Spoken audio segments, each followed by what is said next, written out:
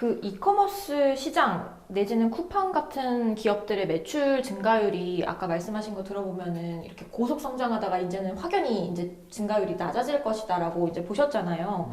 그럼에도 불구하고 쿠팡이 지금 매년 조 단위의 적자를 내면서도 아까 말씀하신 물류센터라든지 뭐 개발자라든지 여러 가지로 투자를 하고 있단 말이죠. 그러면은 이 적자에도 불구하고 계속 이 뭔가 밑빠진 독에 물 붓는 식의 이런 투자가 결국에는 성공할 수 있을까요? 쿠팡은 그 생각을 많이 한대요. 그러니까 이게 자기들이 물건을 팔지만 또 한편으로서는 제조업자들한테서 물건을 받아오는 거잖아요. 그러니까 네. 자기가 시장 마켓 쉐어를 키워가면 키워갈수록 훨씬 더 저렴한 값으로, 그러니까 다른 경쟁 업체에 비해서 자기네들이 더 저렴하게 물건을 가져온다라는 거예요. 그러면 지금 이제 쿠팡의 적자의 상당 부분이 지금 배송과 관련된 것들인데, 이게 증가하면 증가할수록 손실이 더 발생하는 지금 구조예요. 네. 왜냐하면 배송비에서 적자가 계속 나니까. 낙관적으로 해석하자면 이쪽에 구매하는 데서 비용을 낮추고 그러면 돈 벌게 되지 않겠는가, 이런 생각도 하기는 해요. 낙관적으로 보면 그렇습니다. 객관적으로는 이제 그렇게 볼 수 있는데, 비관적으로 보면은 상당히 그게 어렵죠. 그러니까 가능은 하지만 굉장히 어려울 수 있다라는 생각을 저는 해요. 일단은 이 쿠팡의 매출이 거래액이 늘면 늘수록 공급업체, 입점업체에 대한 어떤 협상력이 생기는 건 분명하겠죠. 그런 경쟁력은 다른 데들도 있어요. 그러니까 쿠팡만 협상력을 가지고 있는 게 아니에요. 이 입점업체들은 쿠팡에도 들어가지만 위메프에도 들어가고요. 다른 데도 들어가요. 쿠팡에 반드시 입점해야만 매출이 일어나는 건 아니거든요. 그렇죠. 아직 그 정도로 지배적이지 않고, 미국에서는 아마존이 절대적인 경쟁력을 가지고 있지만 쿠팡이 한국 시장에서 절대적인 경쟁력을 가진 업체는 아니에요. 지금 온라인 쇼핑 시장의 거래액 측면에서 1등이 쿠팡이 아니에요. 그렇죠. 이베이 코리아가 1등이죠. 그렇더라고요. 옥션과 지마켓을 확보하고 있는 이베이 코리아가 1등이에요. 근데 이베이 코리아가 조금 사실 주춤하고 있는 건 맞아요. 아마 본국에서 무슨 일이 있지 않나 그런 생각을 저는 하거든요. 그 생각하는 근거는 이베이 코리아가 옥션 지마켓을 인수하고 2018년에 처음으로 배당을 받아갔어요. 대규모로. 대규모 배당을. 그동안 안 받은 배당을 한꺼번에 받아갔어요. 네, 그 얘기는 본국에서 돈이 필요했다는 얘기고, 한국 시장에서 어떤 쿠팡과 경쟁해서 그 자기네들의 이 지위를 그대로 유지하는데 그렇게 절실하지 않다고 해석할 수도 있는 거거든요. 그래서 이제 약간 이런 변수들이 있긴 하지만 아직 쿠팡이 1등 업체는 아니라는 거예요. 그것도 손정희 회장이 얘기하는 압도적인 1등 업체로 가려면 아직 시간이 많이 필요해요.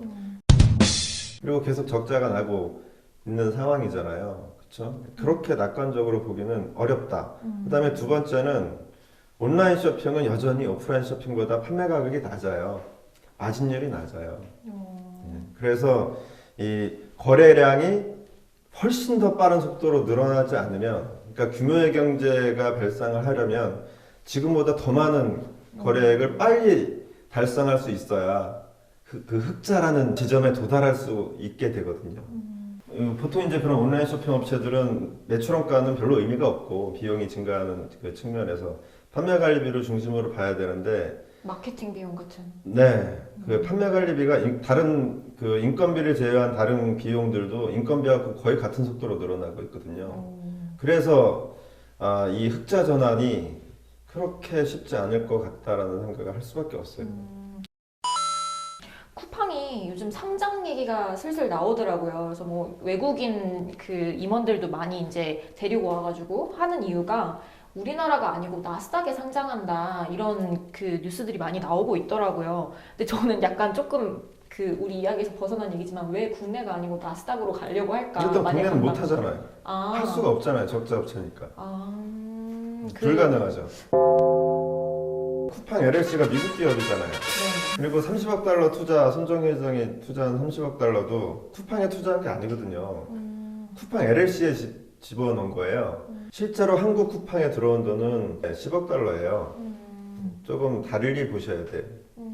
얘네들이 만약에 이제 국내 시장에 상장한다면 그게 훨씬 더 이상한 거예요. 아. 왜냐하면 국내에서는 지금 뭐 우리 국내 시장은 미국 시장하고 많이 다릅니다. 거기는 굉장히 다양한 자금들이 존재를 하고 그리고 쿠팡이 말이 안 되는 게 꽤 있습니다만 그거보다 훨씬 말이 안 되는 기업들 정말 많아요. 네. 아, 미국에요?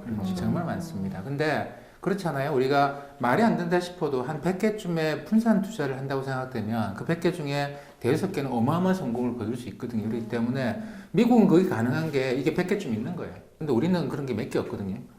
그 대여섯 개 있는데 대여섯 개가 다 안 될 수 있는 거죠. 전부 다 우주적 밸류에이션이에요. 지구에서는 그런 가격이 안 나오는 가격이어도 100개면 들어갑니다. 그렇죠. 근데 그럴 그게 수 있죠. 5개 있으면 못해요.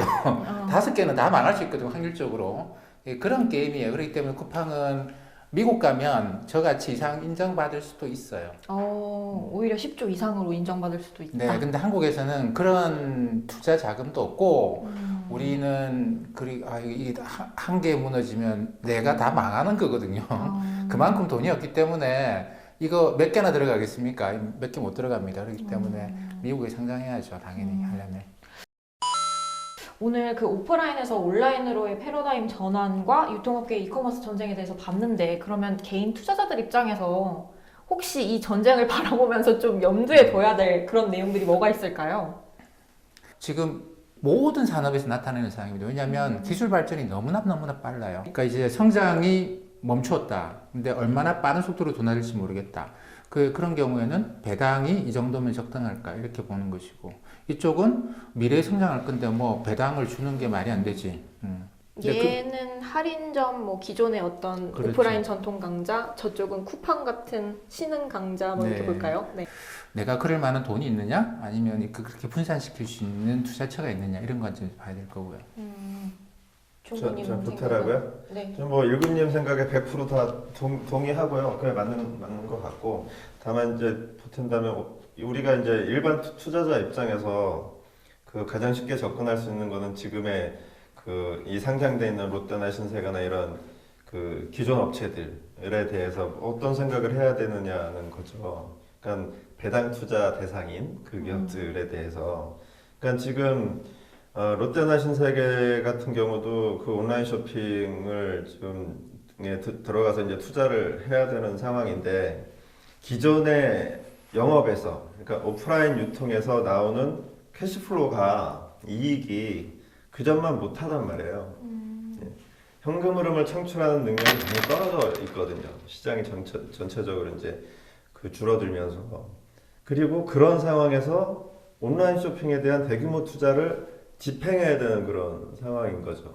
그럼 배당 투자를 하는 관점에서 배당은 이익이 나야지 하는 거니까 조금 눈높이를 낮춰볼 필요가 있겠다라는 생각을 해요.